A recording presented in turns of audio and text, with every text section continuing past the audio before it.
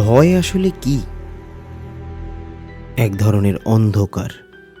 আরেকটু খুঁটিয়ে বললে, অন্ধকার থেকে যে উপলব্ধি জন্মায় তারই নাম ভয়। যা মানুষ বোঝে না, যে হিসেব সে মেলাতে পারেনি, যে লৌকিক জিনিসের ব্যাখ্যা সে পায়নি, তাই তার কাছে অলৌকিক, তাই তার কাছে অন্ধকার। আমাদের আজকের গল্প ভয়ের ঠিক নয়, অন্ধকারেরও নয়, কিন্তু অন্ধকার আর ভয়ের রাজ্যে এই গল্পের জন্ম। স্টোরি হাউস বেঙ্গলির পক্ষ থেকে আমাদের আজকের গল্প প্রেতকার্ট.com।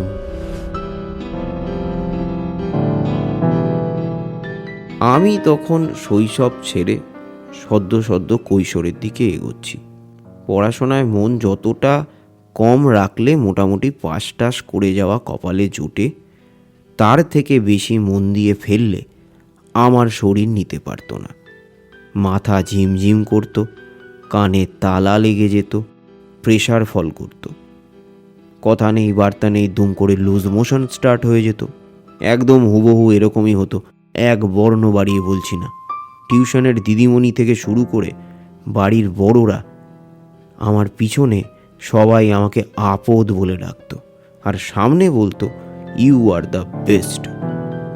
আমি এই গণ্ডগোলটা খানিকটা বড় হওয়ার পর ধরতে পেরেছি যে লোকে আমাকে যে সমস্ত কমপ্লিমেন্ট দেয় সেগুলো বেসিক্যালি ভদ্রতার খাতিরে এবং কানাকে কানা খোড়াকে খোড়া না বলার যে সামাজিক দায়বদ্ধতাটুকু রয়েছে সেটা মেনটেন করার জন্য। ছোটবেলায় আমি বুঝতাম না, আমি ভাবতাম যে সত্যিই হয়তো আই অ্যাম দ্য বেস্ট। অবশ্য সুপারলেটিভ ডিগ্রির আগে যে দা বসে সেটাও কি তখন জানতাম? তখন তো আই অ্যাম বেস্ট বলতাম, অনেকটা আই অ্যাম বিনোদের মতো।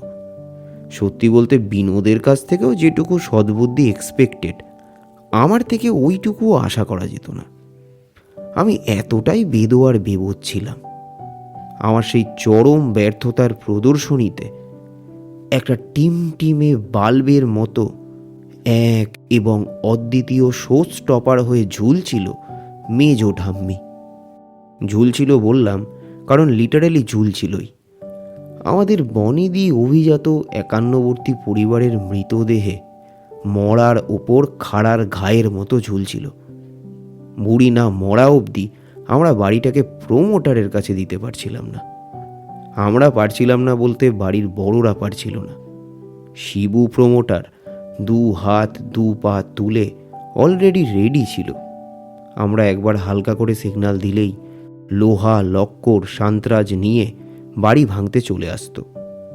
মেজো ঠাম্মি বাড়িতে বসানো 7 ঘর ভাড়াটিয়ার ভাড়া নিজের একার গাটে পুড়ত, তাই ভাড়াটেদের ওঠানো সম্ভব ছিল না। আমি দেখলাম জেঠু, ছোট কাকু, ফুল কাকু, এদের তো সবারই মেয়ে। আমার জেনারেশনে ছেলে বলতে আমি একা। যদি ভাড়া উঠে যায় ফিউচারে খাবো কি? আমার এই 1.5 ইঞ্চির ব্রেন নিয়ে করে কমে খাওয়ার মতো যোগ্যতা যে ভবিষ্যতেও আমার হবে না, সে আমি তখনই জানতাম। কানপুর আইআইটি থেকে স্ট্যাটিস্টিক্সে এমএসসি করা আমার জেঠুর মেয়ে সবিতাদি, সেও আমার থেকে এসব ক্যালকুলেশনে কাঁচা। দূরদর্শিতায় আমি দিদিকে 10 গোল দিতে পারি। এই 42 বছর বয়সে এসেও আমি ভাড়ার টাকাতেই খাই। বাড়ির বাকি শরিকদের বিয়ে হয়ে গেছে, তারা কেউ ইউএসএতে, কেউ ইউকেতে, আর আমি ভাড়ার পুরো টাকাটা একা মারছি। এদিকে আমার স্ট্যাটিস্টিক্স দিদি লন্ডনে ডক্টরেট করতে গিয়ে কার্লোসের সাথে ধুমধাম করে বিয়ে করলো।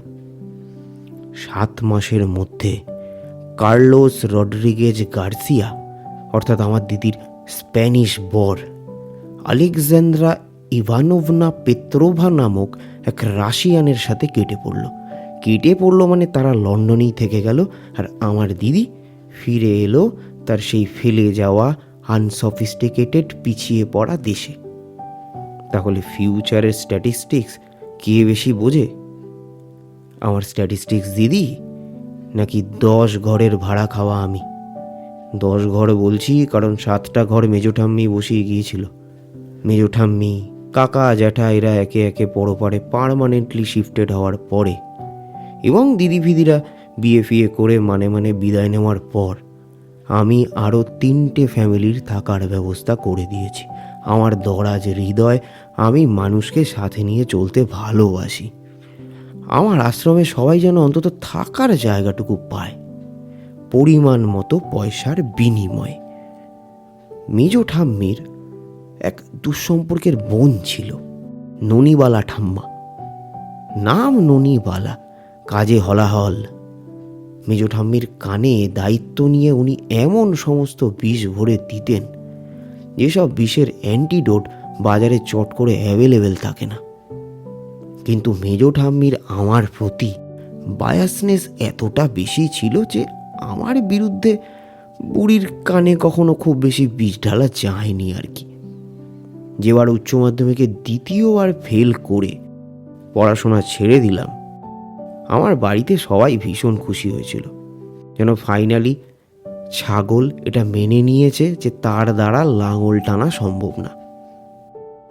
একমাত্র কষ্ট পেয়েছিল মেজো ঠাম্মি। তারপর একদিন ড্যাং ড্যাং করতে করতে বুড়ি চলে গেল। একে একে কাকা, জ্যাঠা সবাই চলে গিয়ে বাড়িটা ফাঁকা হয়ে গেল, আর আমি পেলাম আমার লাইফের প্রাইম টাইম। যে লোকের থেকে বিড়ি চেয়ে খেত, তার অধীনে এলো একটা বিরাট ভাঙা চোরা অট্টালিকা মার্কা বাড়ি, যেখানে 7 ঘর ভাড়াটে আছে, মাসিক ইনকাম 70,000 টাকার উপরে। উফ, এই দিনটার স্বপ্ন দেখে গেছি আমি ছোট থেকে। কত দেখেছি এই দিনটার স্বপ্ন। মেজো ঠাম্মি আমাকে আগলে আগলে রেখেছিল। আমার এই 7 ঘর ভাড়াটেওয়ালা বাড়ি তারই দান। তবে বাবা কাকার সঞ্চয় ভাঙিয়ে খাওয়ার লোক আমি না। আমি ব্যবসা আরও বড় করেছি, আরও 3 ঘর ভাড়াটে বসিয়েছি। লাস্ট ভাড়াটে হওয়ার একটা 35-36 বছরের মেয়ে।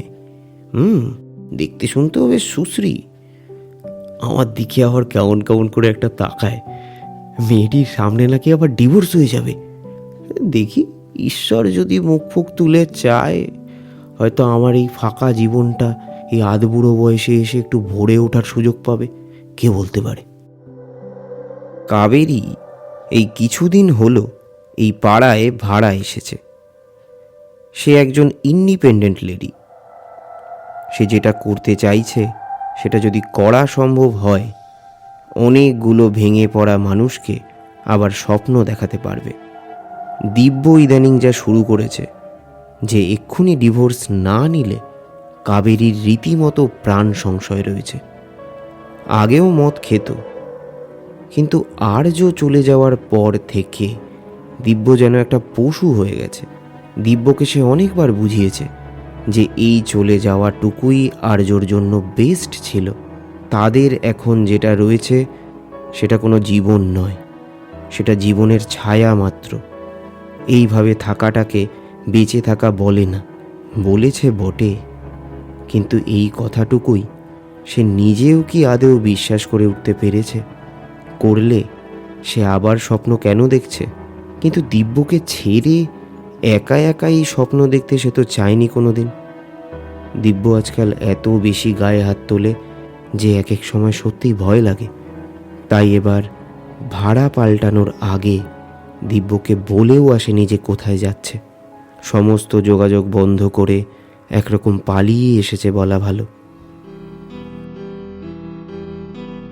সুবিনয় লোকটা একটু শ্যাভি, কেমন যেন কাকা কাকা টাইপের, আর মুখটাও কেমন যেন শয়তান মার্কা। কিন্তু কাবেরী ঠিক করেছে যে দিব্যর হাত থেকে বাঁচতে আর নিজের প্রাণে পুষে রাখা স্বপ্নটাকে আবার রিঅ্যাক্টিভেট করতে এই লোকটাকেই টুল হিসেবে ব্যবহার করবে। তিথি 3 ঘন্টার উপরে কাবেরীর জন্য অপেক্ষা করে যখন অধৈর্য হয়ে উঠবে করছে, তখন প্রবাবিলিটির সমস্ত গণিতকে মিথ্যে প্রমাণ করে কাবেরী এলো। এলো মানে এমনভাবে দৌড়ে দৌড়ে এলো যেন খরগোশকে শেয়াল তাড়া করেছে। কিরে দৌড়চ্ছিলি কেন? দিব্যু দিব্যু ফলো করছিল আমাকে। কিভাবে যে পালিয়ে এসছি। শান্ত হ, শান্ত হ, জল খা একটু। হ্যাঁ, থ্যাঙ্কস। এবার না একটা ব্যবস্থা নেই। এত কিছু টলারেট কি করে করছিস কে জানে। বাদ দে, ছাড়, কি করা যাবে। আচ্ছা, ইনভেস্টর কি বলল? কি আবার বলবে? বলল যে এমন আজগুবি প্রজেক্টে ইনভেস্ট করতে চায় না। তুইও শুনবি না। তোর নতুন কিছু করে দেখানোর চক্করে বিজনেসটা এবার লাটে না ওঠে। দেখ, কেউ বুঝুক আর না বুঝুক তুই তো জানিস তিথি। তুই বল, প্রসপেক্ট নেই আইডিয়াটায়? না, নেই নেই। এখানে কেউ থাকতে আসে না, বাধ্য হয়ে আসে। সামান্য কিছু সময় কাটাতে আসে। এখানে ই কমার্স ওমনি চ্যানেল প্ল্যাটফর্ম খোলার কথা তোমার আগে কেউ ভাবেনি। তার কারণ ভাবনাটাই লজিক্যাল নয়। এসেনশিয়াল কমোডিটিতে ইনভেস্ট করার জন্য অনেক লোক রয়েছে। যেখানে যেটা সিস্টেম, পৃথিবীর এই সমস্ত কীর্তন এখানে তো চালু হয়নি রে বাবু। সত্যিটাকে অ্যাকসেপ্ট করা শেখ এবার। তিথি আরও অনেক কিছুই বলতো, কিন্তু কাবেরী উঠে দাঁড়ালো। তিথি কাবেরীকে চেনে, অনেক অনেক বছর ধরে চেনে। ও যেটা ভেবেছে সেটাও করেই ছাড়বে, তাই আর আটকালো না। আমি এখন অনেক হ্যাপি আছি। দিব্য কেটে পড়েছে মানে টপকে গেছে। একেবারে হঠাৎ করেই গেল। তো এখান থেকে যারা যায় তারা মোটামুটি হঠাৎ করেই যায়। আর কাবেরীকে আমি বিয়ে করেছি। মাসে মাসে কারি টাকা কামাচ্ছি, পাশে সুন্দরী বউ। লাইফ একেবারে ফুল টু সেট হয়ে গেছে। এর জন্য হালকা করে একটু কাঠখড় পোড়াতে হয়েছে। দেখুন, টাকা তো সাথে করে নিয়ে যাব না। একটা ফুলের মতন লাল টুকটুক মেয়ে নিজের স্বপ্ন পূরণ করতে পারছে না। আমি না হয় ওর স্বপ্নের চারায় একটু জল টল ঢেলে একটু হেল্প করলাম। নিজের বইয়ের জন্য করবো না, দিকে অন্য লোকের বইয়ের জন্য করবো। অবশ্য আমার বউ বলে যে আমি নাকি তার সাকসেসের ভিত্তিপ্রস্তর। বাবা রে বাবা, ভাবা যায় আমি নাকি একজনের লাইফের সাপোর্ট সিস্টেম। সে যাই হোক, আমি কিন্তু আমার বউকে নিয়ে ভীষণ গর্ববোধ করি। যে কারণে অধিকাংশ লোক স্বপ্ন টপ্ন দেখে না, যে জগতে মোহ মায়া ইচ্ছে টিচ্ছে এসব আর কাজ করে না, সেখানে দাঁড়িয়ে আমি, আমার বউ, আমরা স্বপ্ন দেখতে জানি। মেজো ঠাম্মি আমায় স্বপ্ন দেখতে শিখিয়েছে। টাকা বুকে আগলে রাখাটা আমি মেজো ঠাম্মির থেকেই শিখেছি। কারণ দেখুন, মানুষ যদি থাকে একদিন না একদিন ইকোনমি ডেভেলপ করতে বাধ্য।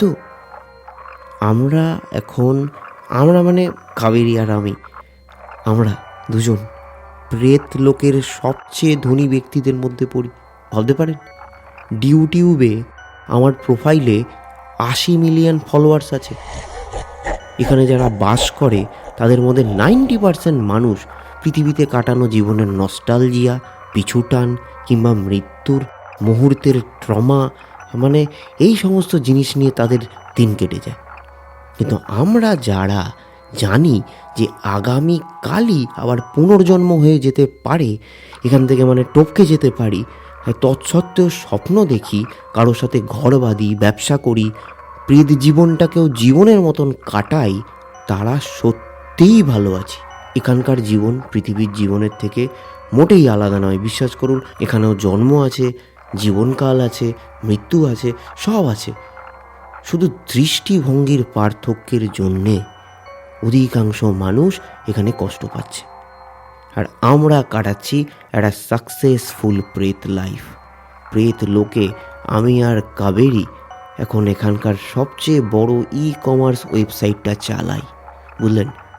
মৃত্যুর পর এ থেকে জেড পর্যন্ত যা আপনার লাগবে, যা কিছু লাগুক, আমাদের পোর্টালে লগ ইন করে বাড়িতে বসে অর্ডার দিয়ে দেবেন।